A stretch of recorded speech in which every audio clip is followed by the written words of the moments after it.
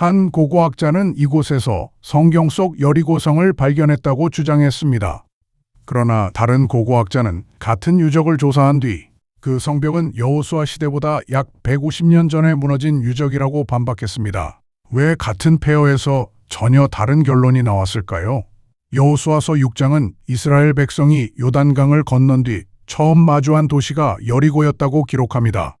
성문은 굳게 닫혀 있었고 이스라엘에게는 성벽을 파괴할 공성장비도 없었습니다.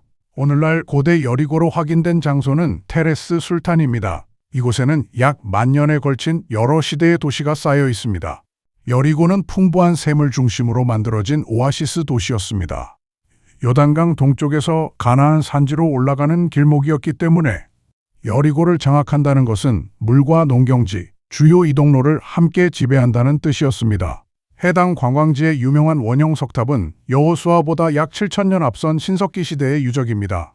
성경의 여리고성과 비교되는 것은 훨씬 뒤에 세워진 청동기 시대의 방어시설입니다.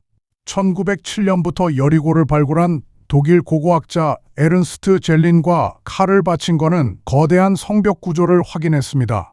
언덕 아래에는 약 4m에서 5m 높이의 돌축대가 있었고 그 위에는 약 6m에서 8m로 추정되는 진흙벽돌 성벽이 세워져 있었습니다. 성 안쪽에도 방어벽이 있어 공격자는 가파른 경사와 여러 겹의 방어선을 넘어야 했습니다. 1930년대 영국 고고학자 존 가스탕은 이곳에서 파괴된 도시의 흔적을 발견했습니다.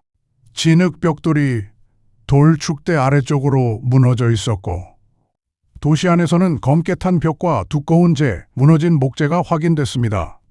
저장 항아리에는 불에 탄 밀과 보리도 남아 있었습니다. 가스탕은 이 도시가 기원전 1400년경 파괴됐으며 여호수아가 정복한 여리고성이라고 주장했습니다. 이후 고고학자 브라이언트 우드는 축대 앞에 벽돌 더미가 성 안으로 올라가는 경사로 역할을 했을 가능성이 있다고 해석했습니다. 여호수아 6장 20절도 성벽이 무너진 뒤 백성이 각기 앞으로 나아가 성으로 들어갔다고 기록합니다. 우드는 성 안에 곡식이 남아있다는 사실에도 주목했습니다.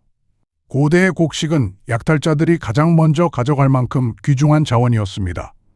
그래서 우드는 포위가 짧았거나 공격자들이 곡식을 의도적으로 취하지 않았을 가능성을 제기했습니다. 성경 역시 이스라엘 백성에게 여리고의 물건을 개인적으로 취하지 말라고 기록합니다. 하지만 무너진 벽돌과 불탄 곡식은 발굴된 현상이고 그것을 여호수아의 사건과 연결하는 것은 해석입니다. 성벽만으로 공격자가 누구였는지 알 수 없고 곡식만으로 포위가 정확히 이래였다고 증명할 수도 없습니다. 1952년 영국 고고학자 캐슬린 캐니언이 여리고를 다시 발굴했습니다. 캐니언도 성벽의 붕괴와 대규모 화재를 확인했습니다. 하지만 토기와 지층을 분석한 뒤 이 도시는 기원전 1400년이 아니라 기원전 1550년경 파괴됐다고 판단했습니다. 도시의 파괴를 부정한 것이 아니라 같은 흔적을 여호수아 시대보다 앞선 사건으로 해석한 것입니다.